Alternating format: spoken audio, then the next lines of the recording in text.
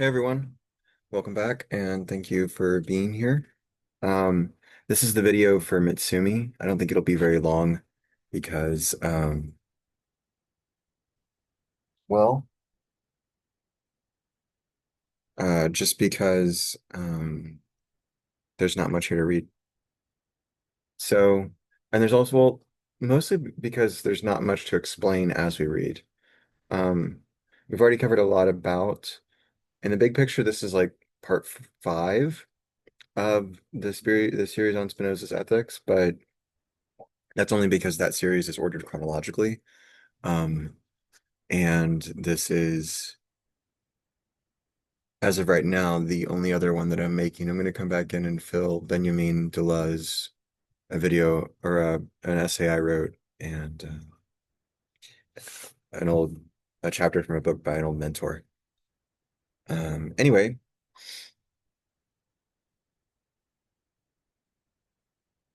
this one is about politics of affect by Matsumi, which is a set of interviews. Um, and the way I want to do this basically is just to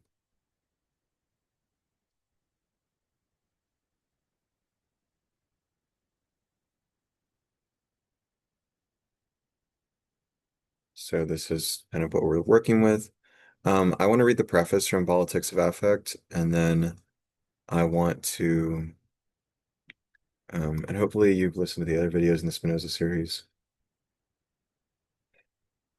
And then I want to read a paper that I wrote in 2019 for a class in grad school, um, where I presented on this book because I think it's a good overview. And then we'll read the like 9 or 10 pages from the first chapter that are assigned. So here we go. The politics of affect. The phrase is somewhat redundant. Affect, as it is conceived in this book, is not a discipline of study of which the politics of affect would be a subdiscipline. It is a dimension of life, including of writing, including of reading, which directly carries a political valence. The interviews that follow do not purport to present a comprehensive treatment of the field of affect. Neither do they present an introductory encapsulation. Although it is hoped that the dialogic format renders the ins and out of affect more immediately accessible than the academic format. They are an invitation to voyage. Their aim is to map a passage for thinking through the intensities of feeling that fill life and form it across its ups and downs. Thinking through affect is not just reflecting on it. It is thought taking the plunge, consenting to ride the waves of affect on a crest of words, drenched to the conceptual bone in the fineness of its spray. Affect is only understood as enacted. This book hopes to enact affect conceptually for the reader through its stream of words. The account developed here makes no claim to objectivity or general applicability. What would an objective or general approach bring to the singular qualities of life that compose its affective dimension? Stilling, dullening, dead disciplinary reckoning. The aim is not to convince with words of validity, but rather to convey something of the vivacity of the topic, to invite, and to incite the reader towards thought experiences pitching off chart from the pages of the book on a course of their own beyond its ken. I think ken, that usage meaning knowing. To think through affect is to continue its life-filling, life-forming journey. A concept Gilles Deleuze once said is lived or it is nothing. Um, yeah. The angle of approach pursued here can be described as that of process philosophy in its widest sense. What the thinkers to whose work the discussions regularly return, Henri Bergson, William James, Alfred North Whitehead, uh, Gilbert or Gilbert, I'm not sure exactly how you pronounce it, Simondon, it might be French, I don't know. That's the one name in this list I actually don't know. So probably a good place to keep reading. Felix Guattari, Gilles Deleuze, What all these names have in common is construing the task of philosophy as understanding the world as an ongoing process in continual transformation. It is not concerned with things, certainly not in themselves, so much as with things in the making. And in James's famous phrase, things in the making. It takes change as primary and sees the regularities of life as temporary barrier islands of stability in stormy seas. This is the first sense in which the process philosophy take on affect carries a political dimension. What it is primarily about is change. The concept of affect is politically oriented from the get-go, but moving it onto a properly political register, the arena of social order and reorderings, of settlement and resistance, of clampdowns and uprisings, is not automatic. Affect is proto-political. It concerns the first stirrings of the political, flushed with the felt intensities of life. Its politics must be brought out. The conceptual project running through this book is to bring out the politicality of affect, constructing for it an expression that honors its processuality. The immediately political dimension is also built into the base definition of affect, informing process approaches like the one enacted through these interviews. This definition, deceptively simple, was formulated by Spinoza. Affect is the power to affect and be affected, quote unquote. This definition recurs throughout the book like a refrain. Each time it occurs, it calls forth helper concepts in increasing variety. These also recur, and together they begin to weave a conceptual web for thinking through affect. The formula, quote, to affect and be affected, is also proto-political, in the sense that it includes relation in the definition. To affect and to be affected is to be open to the world, to be active in it, and to be patient for its return activity. This openness is also taken as primary. It is the cutting edge of change. It is through it that things in the making cut their transformational teeth. One always affects and is affected in encounters, which is to say through events. To begin affectively in change is to begin in relation, and to begin in relation is to begin in the event.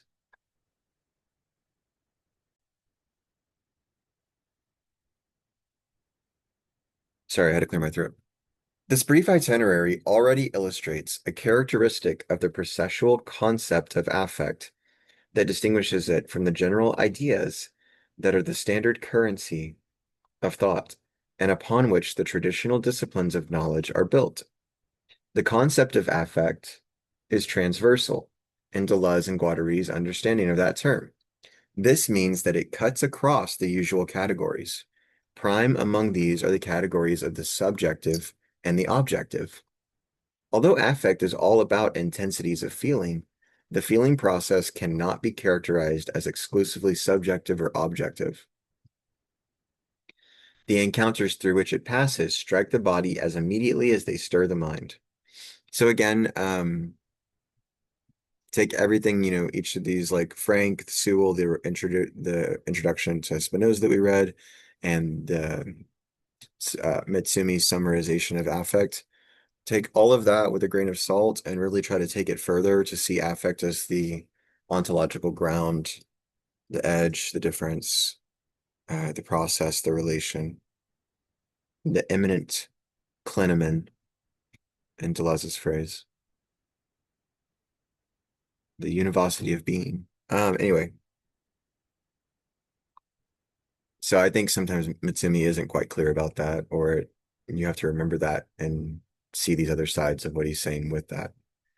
Because he says, although affect is all about intensities of feeling, yes, that's true. But if you're not thinking that that means that the colors in this yellow pencil are the intensities of yellow feeling, you're not quite, it's still just about like a Cartesian subject thinking or feeling things inside of a body, which is not what affect is. Um,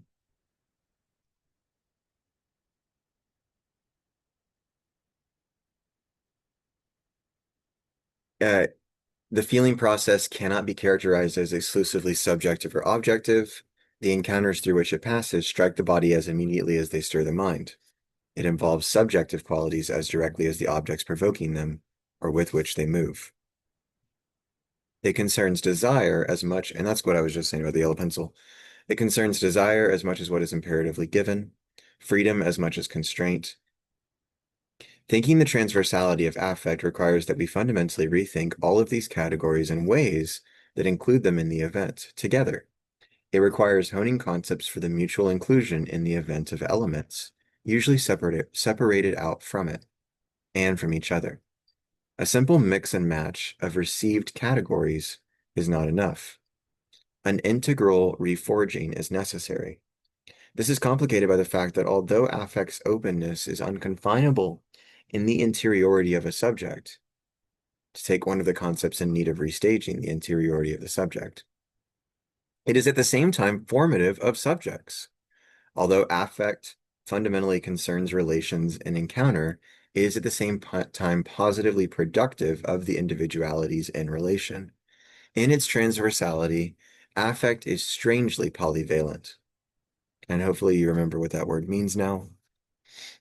Much of the work and the transversality is a way of talking about the operative dimension at the ontological or metaphysical level, the process level, um, of the polyvalence, which is the communicative or the linguistic or the interpretive register or level at which affect exists, can be thought, can be experienced, theorized. Much of the work of the book is dedicated to laying the polyvalent groundwork for this reforging of concepts, transversal to their usual diametric opposition with each other. Such fellow traveling concepts as differential affective attunement, collective individuation, micropolitics, thinking-feeling, bare activity, ontopower, and immanent critique relay the base definition of affect with which the first interview begins. I don't think we get through all of those in the segment that I have excerpted. Once they introduce themselves, they wend their way through subsequent interviews, taking on greater conceptual consistency, complexifying the concept of affect as they go. This is what a process-oriented exploration does: complexify its conceptual web as it advances. It tries not to reduce. It tries not to encapsulate. It does not end in an overview. Rather, it works to become more and more adequate to the ongoing complexity of life. This means that it does not arrive at any final answers. It does not even seek solutions. It seeks to repose the problems life poses itself, always under transformation. The goal is to arrive at a transformational matrix of concepts apt to continue the open-ended voyage of thinking, feeling life's processual qualities, foregrounding their proto-political dimension and the paths by which it comes to full expression in politics. To continue the open-ended voyage, this is the goal. I don't think I put this in my annotations because I didn't see it the last time I read it, um, which is cool. It's a good reason to go back and make an example of like why it's good to go back and reread things. Um, I mean, last time I read this was like a few days ago. Anyway, um, this open-ended voyage that you continue is the same, like I said, as pragmatism. In pragmatism, a truth is a tool for further production or creation or adaptation to life's challenges for survival. So it's a further resource for aesthetic expression or um, gathering more resources or protecting loved ones like a family, getting food and shelter for them, etc. Um,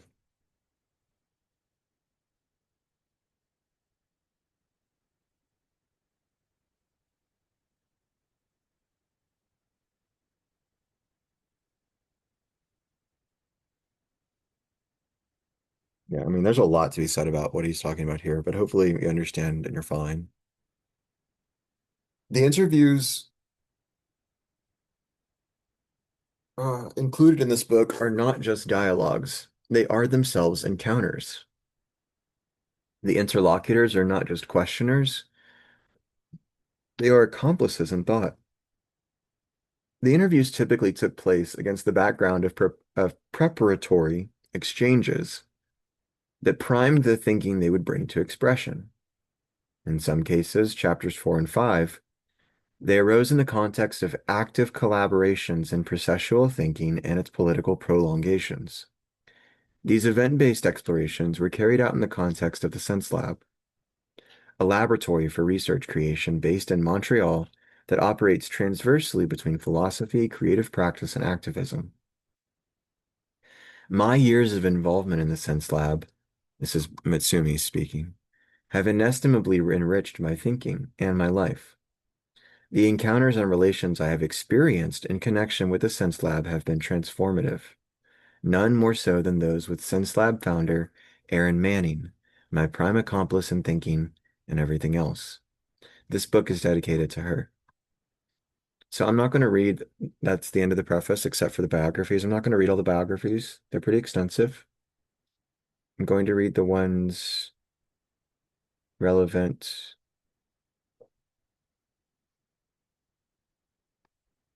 If you want to read them, the text is available on my site and, in the book itself.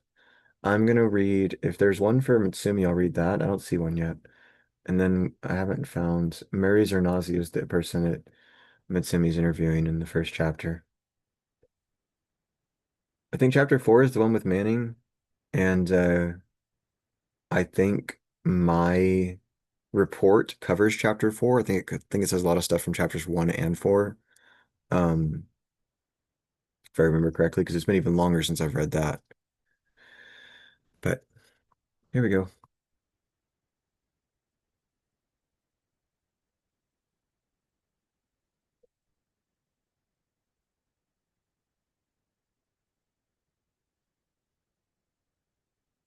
All right.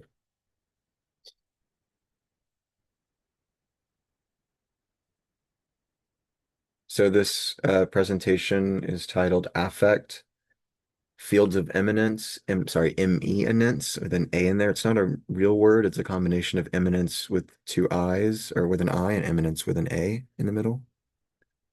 And differential attunement in Mitsumi's politics of affect. But the word is from Mitsumi himself. I don't remember what interview it's in, but he uses that phraseology, that spelling. Um,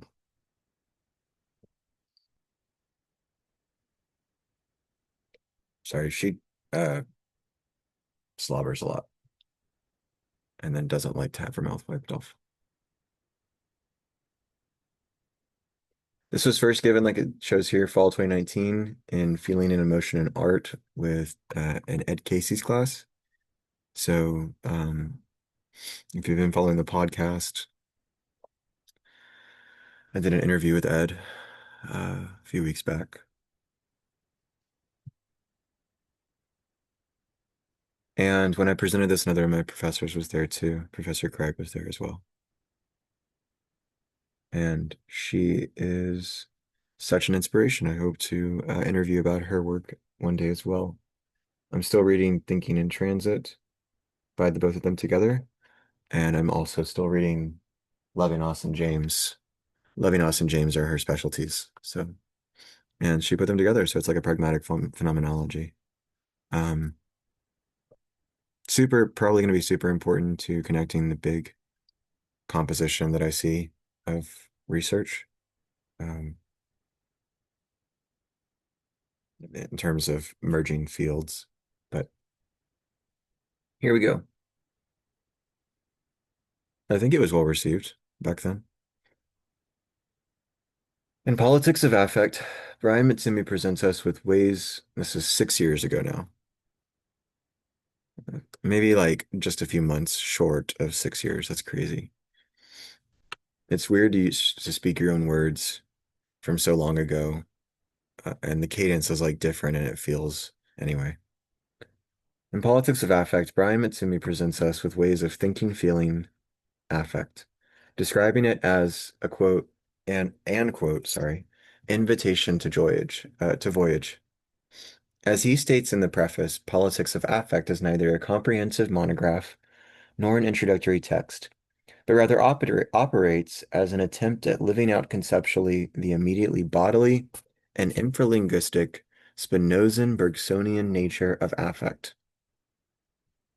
Matsumi is giving us a coherentist matrix on affect from which to move forth, even if isolated by its progressively going ahead of the pack into new horizons and sunsets, rather than starting from a commonly held position and building into conclusions about affect, i.e., a foundationalist epistemology.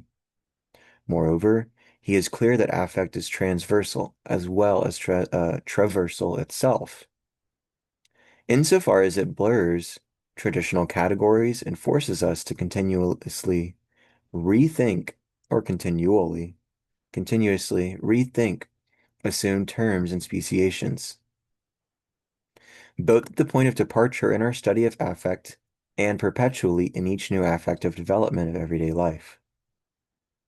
Um, we don't continuously rethink. We should continuously rethink because affect continuously reconstructs and reconstrues, but we continually rethink because we only have these sort of crescendo moments where we are jarred or whatever. Matsumi notes further in the preface that his work on affect is united by the central thread of process philosophy, broadly construed across Bergson, James, Whitehead, Simondon, Guattari, and Deleuze. Yet, while I believe this caveat to be elucidating and helpful on the whole, I mention it only in passing since it is not the focal concern of this presentation. I focus instead largely on the parts of Matsumi's fourth chapter, Affective Attunement in the Field of Catastrophe, that allow us to better pursue a study of feeling, emotion, affect, and art. For Matsumi, affect is center stage. As such, I intend to focus largely on Matsumi's conception of affect and its related elements, namely proto-conscious bodily experience. I would probably link this with Sartre's like non-reflective experience. Um, thinking-feeling and like pre-reflective experience in general in phenomenology, like Merleau-Ponty's pre-reflective experience. Um, thinking-feeling, perceptual feeling, potentiality, movement, emotion as a particular expression of affect, fields of immanence, the event, differential attunement, the interval, identity, art as non-monolithic and augmenting, ideology, and pain events. For Matsumi, affect starts with Spinoza. Citing Spinoza's ethics almost directly, affect is both the capacity to affect and to be affected, as well as the change in one's own capacities that arises from that being affected, insofar as affect augments or diminishes the abilities of an individual body. Well, affect is also the ways that your impacts ripple throughout. So the ways that what you do or the ways that you affect, um, not just the ways that your capacity to affect is impacted by how you are affected, but the ways that that is true for other things as well, on the other flip of its reciprocity.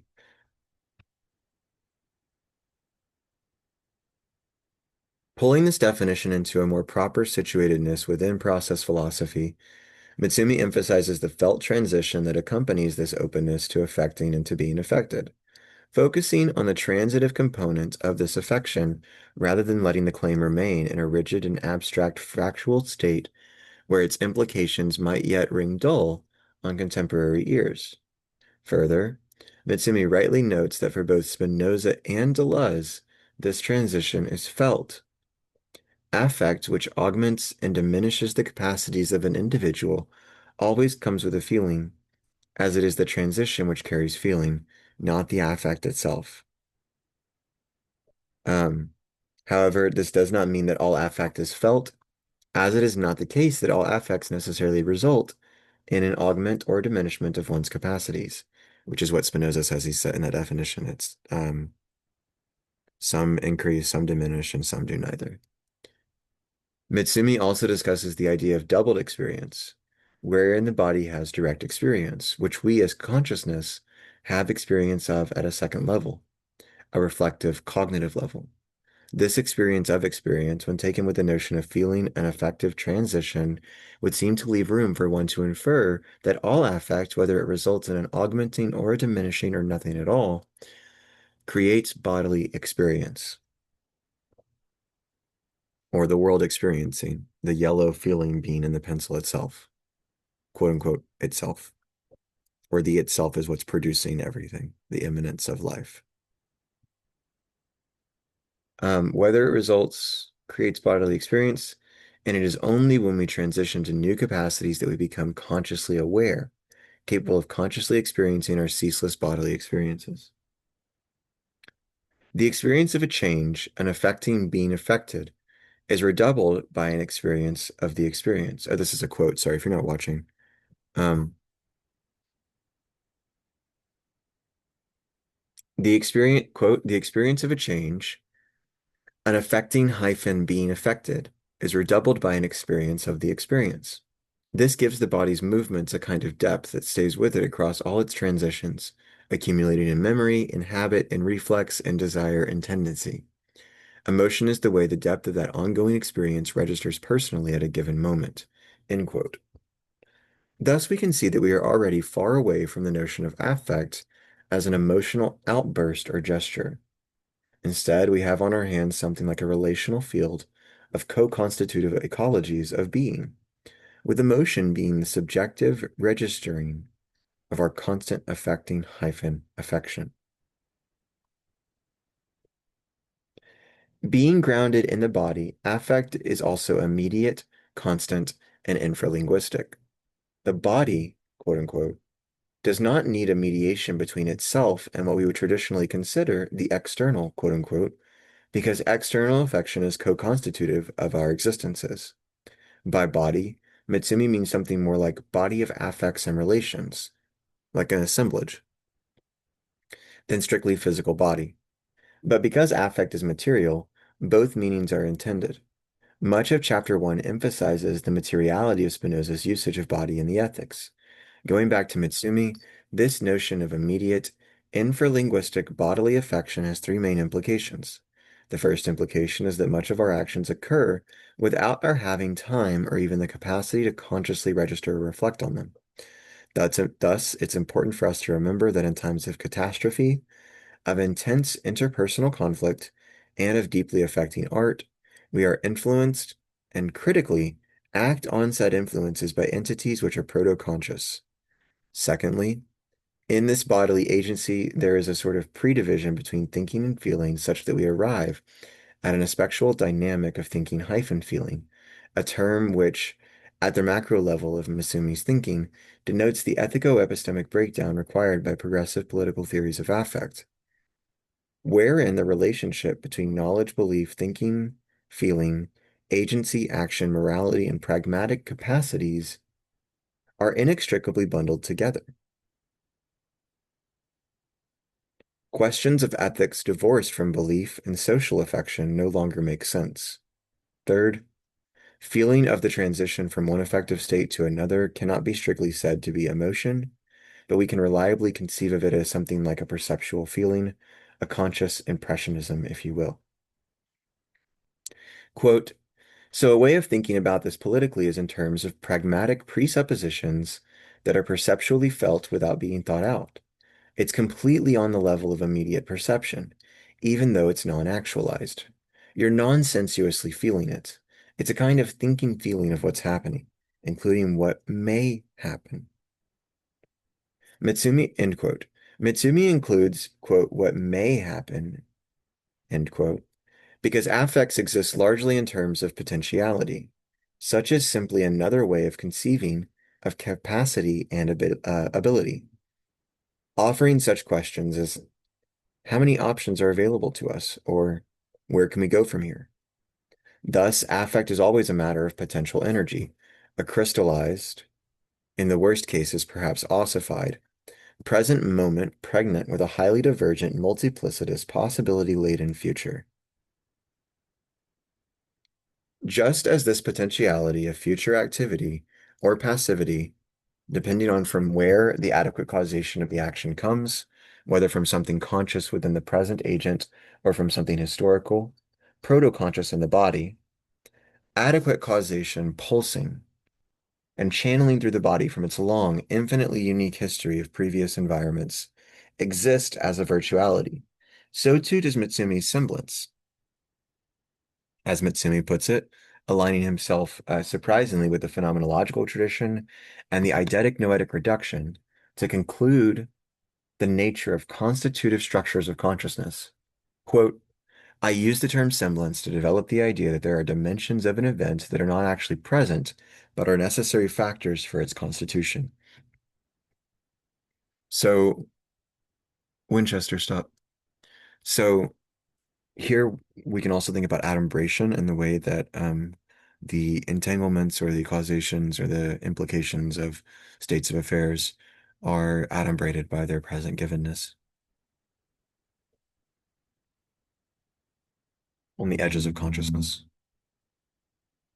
Um, Semblance helps Mitsumi introduce his concept of our process of affection in relation to different temporalities, a topic he discusses in terms of movement. Our movement in time, as creatures of process and of affection, is one of having, quote, the immediate past folded into the present as the present is itself turning over into the future, end quote. Our presence, in what we might want to statistically refer to as the now, is much like an instantaneous slope in calculus, fixed, but with a path of movement coming before and already moving itself forward. Dialectical interplay between affect and collective individuation articulates that we come into collective spaces with unique individuated past movements and momentums, are affected collectively within an ecological field, and move forth from this affection with a new trajectory. But importantly, the past and the future are virtually embedded within the crystallized now, adumbrated. With this conception of ourselves as thoroughly affected threads of momentum, operating collectively within spheres of relations and ecologies of being, we can draw out another central component of Matsumi's conception of affect, immersive, inescapable fields of immanence. When we talk about how affect works, I think we have to start from the fact that we are all braced in that field of immanence. Our bodies and our lives are almost a kind of resonating chamber for media-borne perturbations that strike us and run through us, that strike us and strike beyond us simultaneously. End quote. And that quote started with, when we talk about how affect works. Um, I don't mention this in the paper, but this is basically a central idea in the metaphysics that you come to from Jean-Luc Nancy's listening, where Nancy says that listening is musical when it is music that listens to itself. And that's why listening is something that you can do in any perceptual register with attention and effort and care. And also why the mind matter, while being emanative, must itself also be receptive fundamentally, capable of receiving changes, capable of being changed. Uh, Hence also why it's immanent instead of separate transcendental parts. I find this description of resonating chambers. So like you could do some cool stuff here with Jean-Luc Nancy and Brian Matsumi. Um, I find this description of resonating chambers with fields of immanence particularly helpful. A field of immanence is, in some ways, just a way of conceiving of the inherent potentiality of all ecologies, both living and non-living. In other words, the effective potential we have accrued as living bodies has an equivalent counterpart in all other bodies, which we experience from our conscious state of affective receptivity as semblant trace eminence latent in our environment. Okay.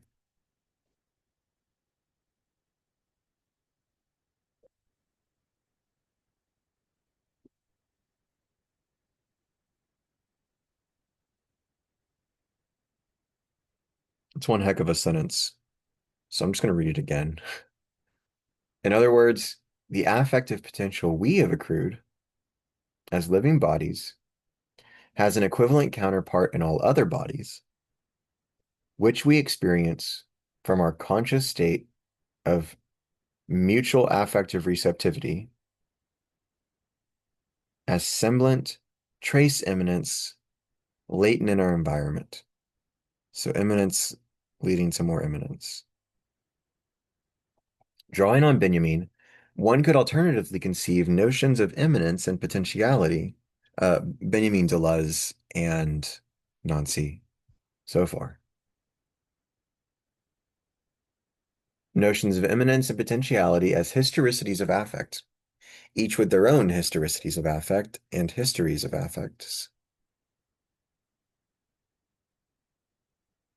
I might delete that at some point. That accrues so thoroughly in the latent constitution, or I might change it to like IEs, i.e. histories of affects. I don't normally like affects in the plural. Affect is always plural, but it's singular plural. That accrues so thoroughly in the latent constitution of bodies, i.e. the body as a text by holding its immanent possibilities. This goes back to what we said about how labor transforms objects into imbued value that you then pay more for. And so there's an exchange economy basically with some degree of this is the way in which bodies are texts, the same way in which objects have labors performed through them, with them. In fact, this Benjaminian interpretation would not be much of a stretch, since Massumi references Benjamin at multiple points throughout the work. Thus, we exist as resonating chambers inescapably immersed in fields of immanence, thoroughly communal in our immanent histories, and thoroughly collective in our being bound together with our spheres of relations in the now. Matsumi calls this matrix of immediacy and interdependence the event, probably for simplicity's sake, also to desubjectivate the individual perceptions and to try to think of it from subspecie eternitatis.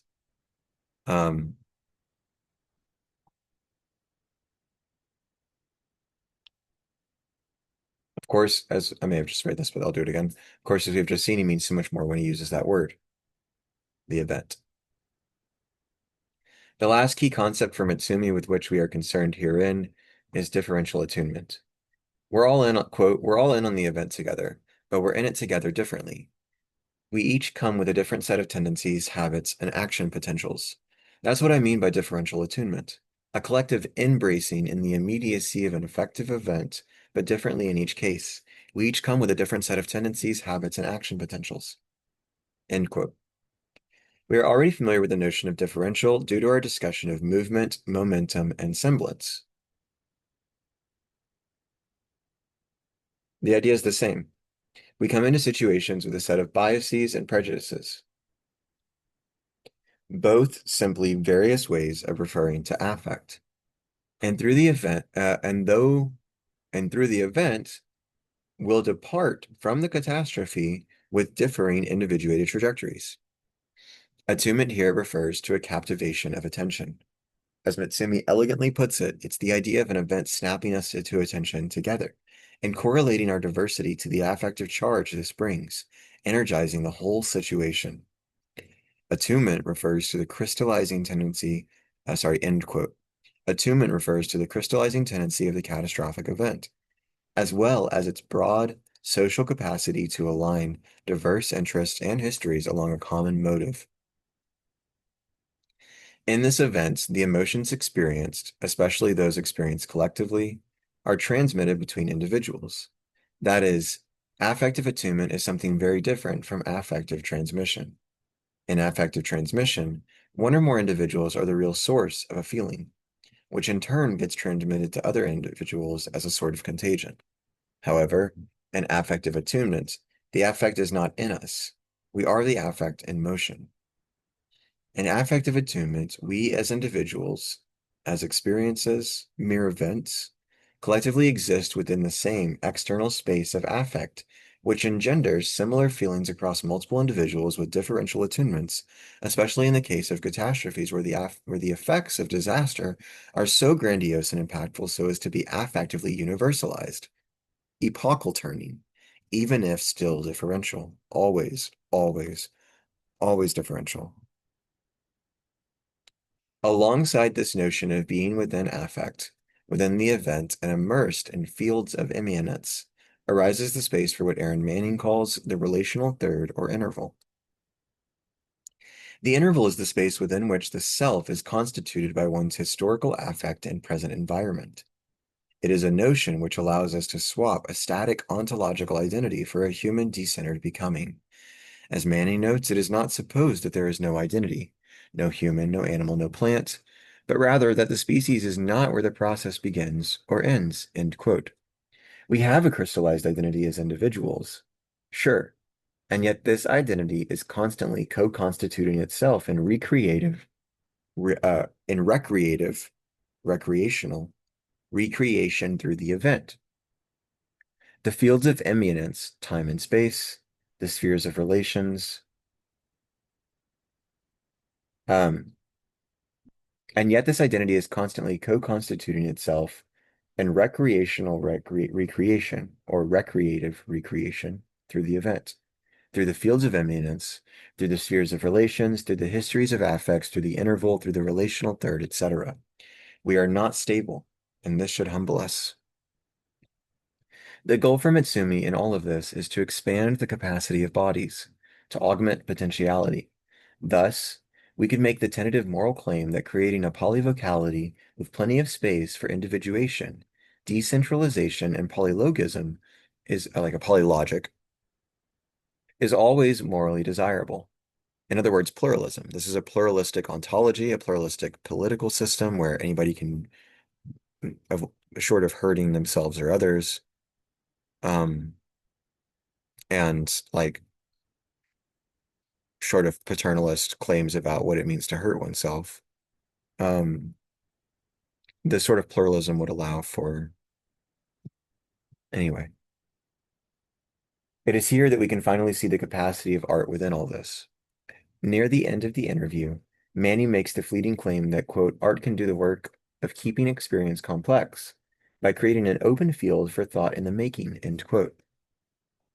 In other words, we might say that works of art are, in the first instance, non-monolithic, and as such, it affect us in positive, augmenting ways which only ever enhance our capacity to act.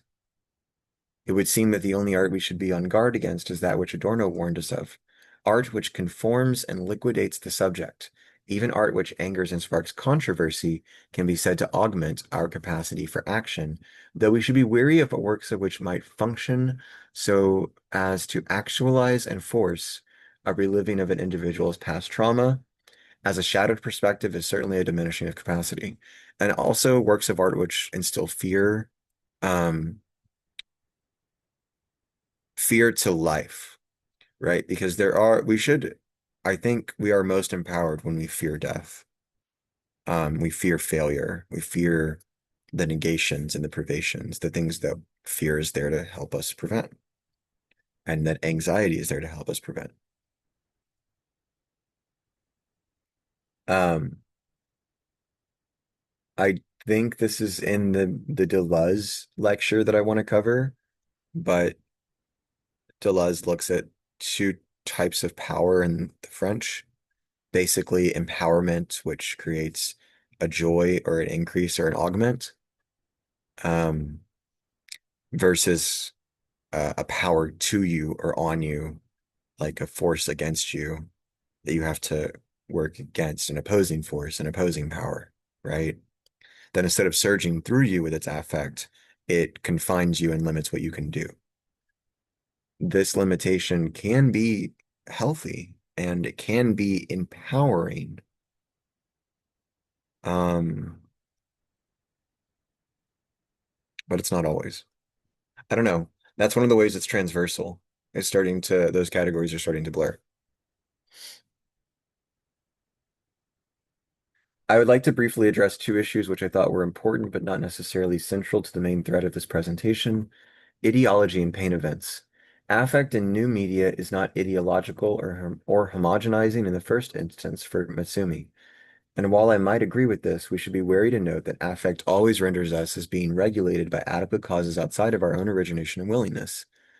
It's not entirely accurate to say that we are socially regulated through propaganda, but we must still admit that we are not totally free agents if we are to take the implications of affect seriously, and especially if we conceive of freedom from a dualistic perspective, which we should not. Second, Matsumi instead, monistic freedom is like we're talking about there, where you're empowered and free to be healthy and live a long life.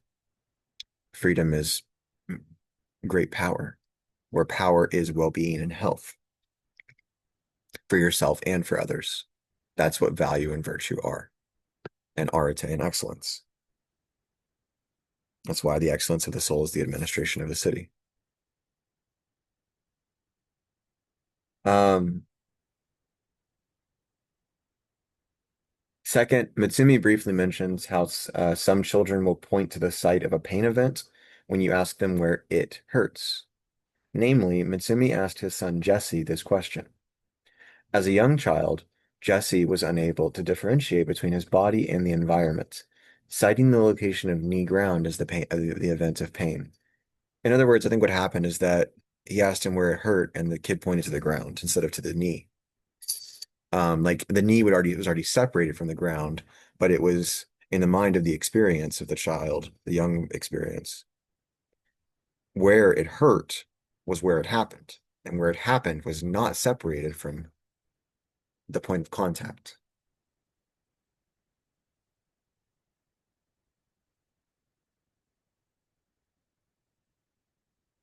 If we take this proto-differentiated state as informative and valuable at the heterophenomenological level, meaning looking at multiple eidetics, multiple people's experiences to get to this subspecies aeternitatis, as Matsumi and Manning do, then it should be noted that this leaves open a particularly striking amount of room for an individual's experience of pain to always be a collective event, insofar as the pain event is partially outside the conscious differentiated body of an individual. Um, Pain is in the mind, but the mind, insofar as it is constituted by affect, is thoroughly collective, is through our intermeshing worlds. That is, knee ground and unveils the I world tantric intermesh. This is super, if you're in my intro class, this is super similar to what we'll see. I hadn't read Sartre's sketch for a theory of the emotions, but he also kind of comes to this phenomenological revelation that the affective nature of the world, like the fact that the world changes as we feel things and we interpret the world differently based on what we're feeling, what we're looking to feel, is not just because we make the world emotional, but because the world itself at base is emotional or affective. And then Deleuze draws on Sartre's immanence. Um, so yeah, I haven't read Being and Nothingness yet, but I think I'm going to find some good answers there. Um, Along with, like I said before, Levinas and James. That's the end of the presentation. Um, for that I wrote years ago. We're also still going to read Mitsumi's chapter 4. Or not chapter 4, the 10 pages from book 1, from chapter 1, which is an interview, the first interview. Navigating movements. These pages are shorter, I think. Mary Zernazi. I'd like to think about hope and the affective dimensions of experience. What freedoms are possible in the new and virtualized global and political economies that frame our lives? To begin, though, what are your thoughts on the potential of hope for these times? Mitsumi. From my point of view, the way that a concept like hope can be made useful is when it is not connected to an expected success, when it starts to be something different from optimism. Because when you start trying to think ahead into the future, from the present point, rationally, there really isn't much room for hope. Globally, it's a very pessimistic affair. This was a 2001 interview, by the way. So while the book happened in 2015, um, these interviews have been going on for over a decade by that point. And yeah, So the overview that, not the overview, but the presentation that I gave just now and in my class in 2019, um, they were on parts of the book that were not from 2001, but this part that we're reading now and henceforth, the rest of this episode, is from 2001. I think, I don't know if it was after 9/11 in America. Published in Australia. Well, published in New York, London, and Australia. Hope, New Philosophies for Change. Anyway, globally, it's a very pessimistic affair, with economic inequalities increasing year by year, only worse since then, with health and sanitation levels steadily decreasing in many regions, with the global effects of environmental deterioration already being felt, with conflicts among nations and peoples apparently only getting more intractable, leading to mass displacements of workers and refugees. It seems such a mess that it can be paralyzing. If hope is the opposite of pessimism, then there's precious little to be had. On the other hand, if hope is separated from concepts of optimism and pessimism, from a wishful projection of success or even some kind of a rational calculation of outcomes, then I think it starts to be interesting because it places it in the present. Yes, or Zernazi, yes, the idea of hope in the present is vital. Otherwise, we endlessly look to the future or towards some utopian dream of a better society or life, which can only leave us disappointed. And if we see pessimism as the natural flow from this, we can only be paralyzed, as you suggest. Brian Matsumi. That's right, because in every situation, there are any number of levels of organization and tendencies in play, in cooperation with each other, or at cross purposes. The way all the elements interrelate is so complex that it isn't necessarily comprehensible in one go. There's always a sort of vagueness surrounding the situation, an uncertainty about where you might be able to go and what you might be able to do once you exit that particular context. This uncertainty can actually be empowering once you realize that it gives you a margin of maneuverability and you focus on that rather than on projecting success or failure. It gives you the feeling that there is always an opening to experiment, to try and see. This brings a sense of potential to the situation. The present's boundary condition, to borrow a phrase from science, is never a closed door. It is an open threshold, a threshold of potential. You are only ever in the present in passing.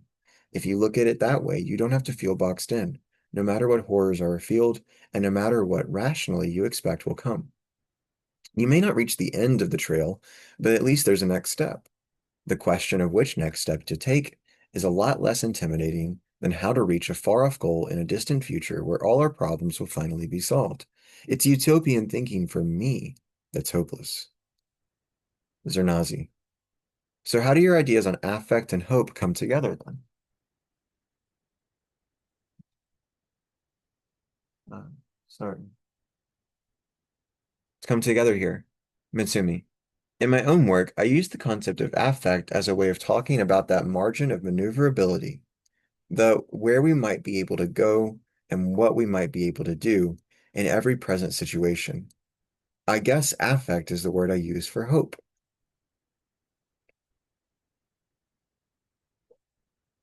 And the interval as well. But the interval also has the side of perception or like the kind of working memory of consciousness, the stage of perception, the stage produced by perception. Because it's not a transcendental container for perception, it's the contours of perception taken as a matter of fact through the act as enacted. One of the reasons it's such an important concept for me is because it explains why focusing on the next experimental step rather than the big utopian picture isn't really settling for less. It's not exactly going for more either. It's more like being right where you are, more intensely. To get from affect to intensity, you have to understand affect as something other than simply a personal feeling. By affect, I don't mean emotion in the everyday sense. The way I use it comes primarily from Spinoza. He talks of the body in terms of its capacity for affecting or being affected. These are not two different capacities. They always go together. When you affect something, You are at the same time opening yourself up to being affected in turn, and in a slightly different way than you might have been the moment before. You have made a transition, however slight. You have stepped over a threshold. Affect is this passing of a threshold, seen from the point of view of the change in capacity. It's crucial to remember that Spinoza uses this to talk about the body. What a body is, he says, is what it can do as it goes along. This is a totally pragmatic definition. A body is defined by what capacities it carries from step to step. What these are exactly is changing constantly. A body's ability to affect or be affected, its charge of affect, isn't something fixed. So, depending on the circumstances, it goes up and down gently like a tide, or maybe storms and crests like a wave, or at times simply bottoms out. It's because this is all attached to the movements of the body that it can't be reduced to emotion. It's not just subjective, which is not to say that there is nothing subjective about it. Spinoza says that every transition is accompanied by a feeling of the change in capacity. The affect and the feeling of the transition are not two different things. They're two sides of the same coin, just like affecting and being affected. That's the first sense in which affect is about intensity. Every affect is a doubling. The experience of a change, an affecting, being affected, is redoubled by an experience of the experience. This gives the body's movements a kind of depth that stays with it across all its transitions, accumulating in memory and habit and reflex and desire and tendency. Emotion is the way the depth of that ongoing experience registers personally at a given moment. Mary Zernazi. Emotion, then, is only a limited expression of the depth of our experience. Brian Massumi. Well, an emotion is a very partial expression of affect. It only draws on a limited selection of memories and only activates certain reflexes or tendencies, for example. No one emotional state can encompass all the depth and breadth of our experiencing, all the ways our experience redoubles itself. The same thing could be said for conscious thought. So when we feel a particular emotion or think a particular thought, where have all the other memories, habits, tendencies gone that might have come at that point, at the point? And where have the bodily capacities for affecting and being affected that they're inseparable from gone? There's no way they can all be actually expressed at any given point. But they're not totally absent either, because a different selection of them is sure to come up at the next step. They're still there, but virtually, in potential. Affect as a whole, then, is the virtual co-presence of potentials.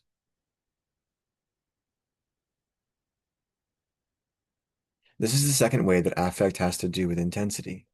There's like a population or swarm of potential ways of affecting or being affected that follows along as we move through life. We always have a vague sense that they're there. That vague sense of potential, we call it our freedom and defend it fiercely. But no matter how certainly we know that the potential is there, it always seems just out of reach, or maybe around the next bend, because it isn't actually there, only virtually. But maybe if we can take little practical, experimental, strategic measures to expand our emotional register or limber up our thinking, we can access more of our potential at each step, have more of it actually available. Having more potentials available intensifies our life. We're not enslaved by our situations, even if we never have our freedom. We're always experiencing a degree of freedom or wriggle room. I would say wiggle room, but our degree of freedom at any one time corresponds to how much of our experiential depth we can access towards a next step, how intensely we are living and moving. Once again, it's all about the openness of situations and how we can live that openness. And you have to remember that the way we live it is always entirely embodied, and that is never entirely personal. It's never all contained in our emotions and conscious thoughts. When I was studying Nancy, Jean-Luc Nancy, one of the things the teachers emphasized, we had a guest lecturer through Zoom that one day, and I asked her about this. I said, so it's about opening, like continually reopening, or maybe I said it's about staying open. I think that's what I said. I think it's about staying open then, right? And they said, no, it's not about staying open because if you're staying anything, then You're not reanimating the experience. You have to actively re-engage and opening. You really can't even quite think it. You have to opening. So you need new edges to keep crawling over. Keep surging, keep feeding yourself through action and through creation.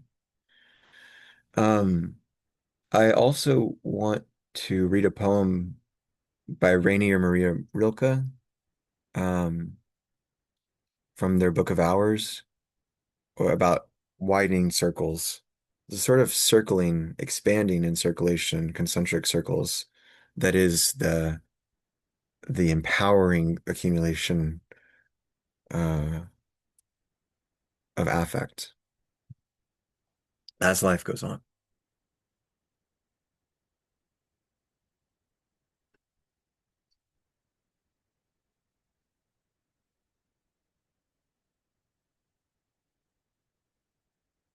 It's never all contained in our emotions and conscious thoughts. That's a way of saying it's not just about us in isolation. In affect, we are never alone. That's because affects, in Spinoza's definition, are basically ways of connecting to others and to other situations. They are our angle of participation in processes larger than ourselves. With intensified affect comes a stronger sense of embeddedness in a larger field of life and a heightened sense of belonging with other people and to other places.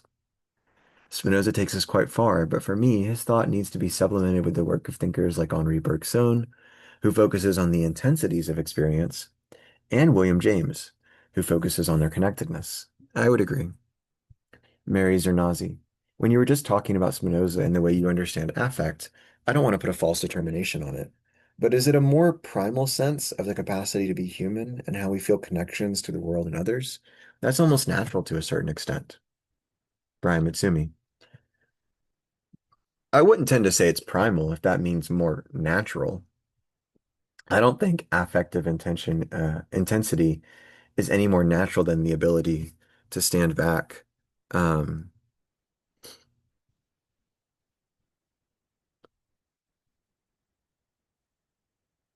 and reflect on something, or more natural than the ability to pen something down in language. But I guess that it might be considered primal in the sense that it is direct. You don't need a concept of mediation to talk about it. In cultural theory, people often talk as if the body and its situatedness on the one hand, and our emotions, thoughts, and the language we use for them on the other, are totally different realities, as if there has to be something to come between them and put them into touch with each other. Theories of ideology are designed for this.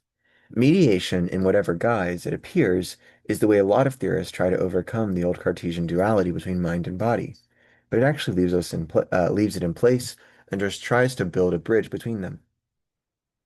It's immediacy that you need. But if you define affect the way we just did, then obviously it includes very elaborated functions like language. There's an affect associated with every functioning of the body, from moving your foot to taking a step to moving your lips to make words. Affect is simply a body movement looking at, um, stop. Sorry, she scratches this couch I have, and the couch is from my ex that is missing and presumably passed away. So I don't like that she tears it up and she doesn't listen, and the spray bottle's further away. So she, like Winchester, whenever I say stop, he stops, but she doesn't. Anyway,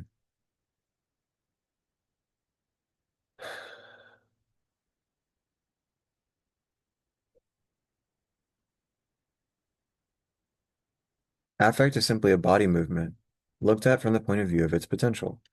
Well, and it's an action as well. Its capacity to come to be, or better, to come to do. It has to do with modes of activity and what manner of capacities they carry forward. Like I said, the directness I'm talking about isn't necessarily a self-presence or self-possession, which is how we normally tend to think of our freedom.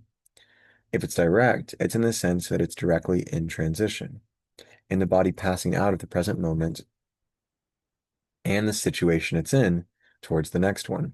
But it's also the doubling of the body in the situation. It's doubling over into what it might have been or done if it had contrived to live that transition more intensely. A body doesn't coincide with itself. It's not present to itself. It is already on the move to a next at the same time as it is doubling over on itself, bringing its past up to date in the present through memory, habit, reflex, and so on, which means you can't even say that a body ever coincides with its affective dimension. It is selecting from it, extracting and actualizing certain potentials from it. You can think of affect in the broadest sense as what remains of the potential after each or everything a body says or does as a perpetual bodily remainder. Looked at from a different angle, this perpetual remainder is an excess. It's like a reserve of potential or newness or creativity that is experienced alongside every actual production of meaning in language or in any performance of a useful function, vaguely but directly experienced as something more, a more to come, a life overspilling as it gathers itself up to move on. This affective potential is not the entirety of affect. He misspeaks here. I'm not sure if he misunderstands, but he definitely to call it so directly, affect is this thing. Um, it is, but it's more. This is the adumbration, more precisely put. The adumbrative aspect of affect, the way that it expresses an entire history that's been adumbrated, that virtuality, or the adumbration of like the potential that the guitar has to be played, or that the book has to be read, or the pen has to be used, or the shoes have to be worn and walked on. All of these eminences, affective potentials are, yes, what he's talking about, but they're also not the entirety because once they are realized and come to being, they are just as much affect still. That's why it's such a powerful, comprehensive notion. Marries or nausea. Uh, but I want to, sorry, I want to finish this. I want to repeat the last thing Matsumi said. Vaguely but directly experienced as something more, a more to come, a life overspilling as it gathers itself up to move on. Because we talked recently about the gathering up of a protest, the gathering up of an edge, um, as it advances, the advancing and the gathering. Marries or nausea. And that's an image that I get mostly from John Dewey in Art as Experience, the end of chapter 3, I believe. This is how he describes experience, having to combine um, to make sense of what we've been through, even as we forge ahead into new experiences. Marries or nausea. What immediately comes to mind is something like anger. It's a very strong bodily experience, a heat of the moment intensity. It doesn't seem to have a positive charge in some ways, because it is often a reaction against something. Brian Matsumi. I think affective expressions like anger and laughter are perhaps the most powerful because they interrupt a situation. They are negative in that sense. They critique it or cut across it. They interrupt the flow of meaning that's taking place, the normalized interrelations and interactions that are happening, and the functions that are being fulfilled. Because of that, they are interruptions of something that doesn't fit. Anger, for example, forces the situation to attention. It forces a pause filled with an intensity that is often too extreme to be expressed in words. Anger often degenerates into noise and inarticulate gestures. This forces the situation to rearray itself around that eruption and to deal with the intensity in one way or another. In that sense, it's brought something positive out, a reconfiguration. There's always an instantaneous calculation or judgment that takes place as to how you respond to an outburst of anger. But it's not a judgment in the sense that you've gone through all the possibilities and thought it through explicitly. You don't have time for that kind of thing. Instead, you use a kind of judgment that takes place instantly and brings your entire body into the situation. The response to anger is usually as gestural as the outburst of anger itself. The overload of the situation is such that even if you refrain from a gesture, that itself is a gesture. I think Jean-Francois Lyotard also says in The Differend that silence is a phrase and that silence is a genre of discourse. An outburst of anger brings a number of outcomes into direct presence to one another. There could be a peacemaking or a move towards violence. There could be a breaking of relations. All the possibilities are present, packed into the present moment. It all happens again before there is time for much reflection, if any. So there's a kind of thought that is taking place in the body through a kind of instantaneous assessment of affect, an assessment of potential directions and situational outcomes that isn't separate from our immediate physical acting out of our implication in the situation. The philosopher C.S. Peirce had a word for thought that is still couched in bodily feeling, that is still fully bound up with unfolding sensation as it goes into action, but before it has been able to articulate itself in conscious reflection and guarded language. He called it abduction. Mary Zernazi. Right, right. Oh, that's like a kind of capture. I think of it as settling. It's the way that like the pieces rearrange and keep rearranging until they fit best. It's best fit. Reasoning to best fit based on the data at hand. Brian Matsumi. Yes, I think you could say that sensation is the registering of affect that I referred to before, the passing awareness of being in a threshold, and that affect is thinking bodily, consciously, but vaguely, in the sense that it is not yet a fully formed thought. It's a movement of thought or a thinking movement. There are certain logical categories, like abduction, that could be used to describe this. I think of abduction as a kind of stealing of the moment. That's Mary Zernazi again. It has a wide range of meanings too.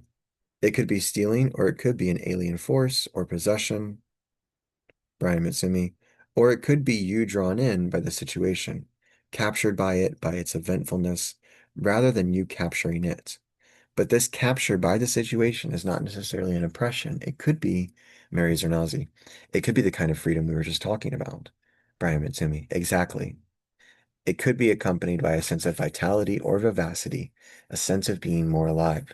That's a lot more compelling than coming to correct conclusions or assessing outcomes, although it can also bring results.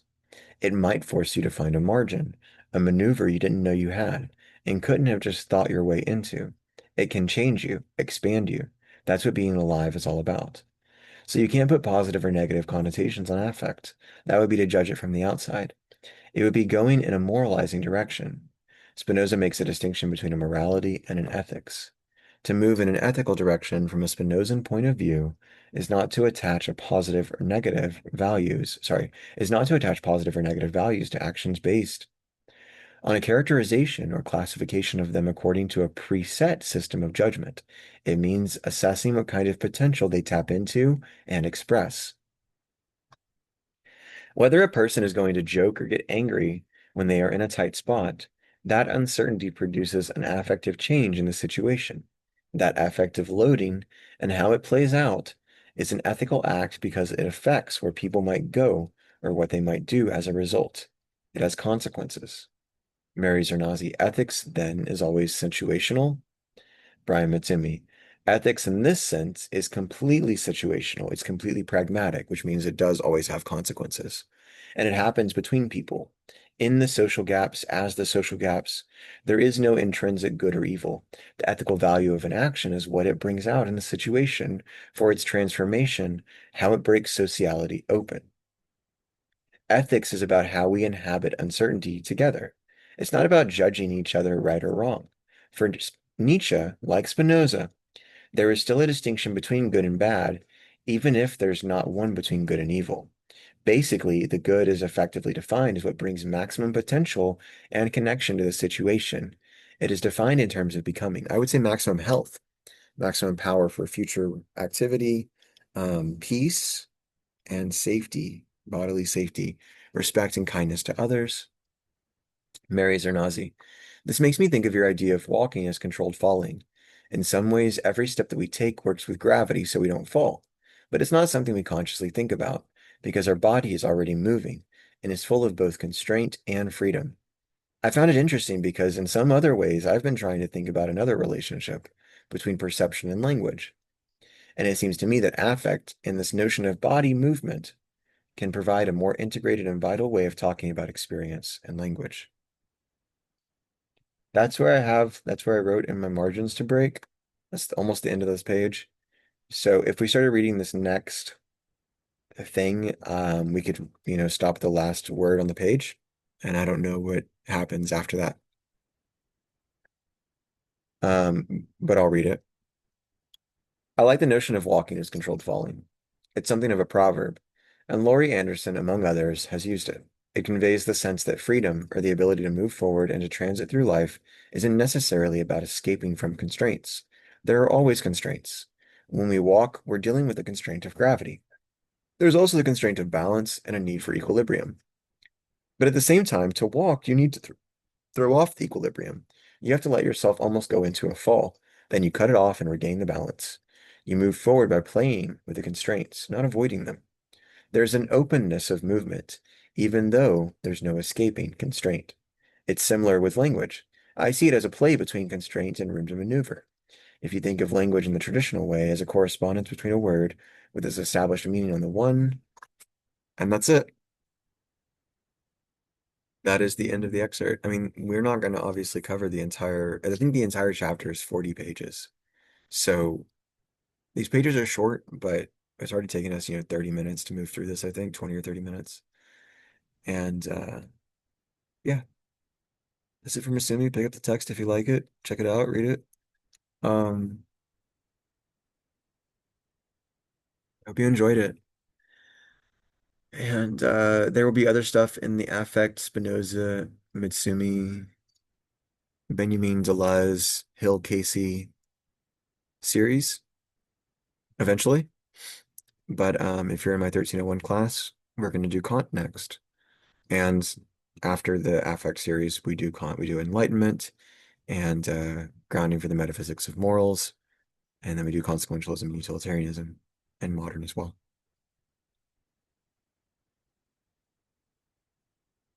That's it. Thanks for being here. Cat's gone. She's at my feet again, so she's not in the lab. She's not here to pay the tax.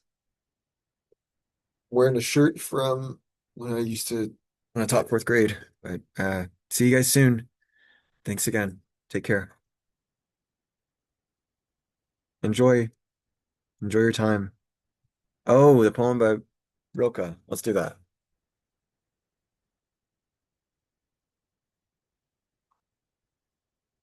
Widening Circles from Rilke's Book of Hours, Love Poems to God. It's really short. I live my life in widening circles that reach out across the world. I may not complete this last one, but I give myself to it. I circle around God, around the primordial tower. I've been circling for thousands of years, and I still don't know. Am I a falcon, a storm, or a great song?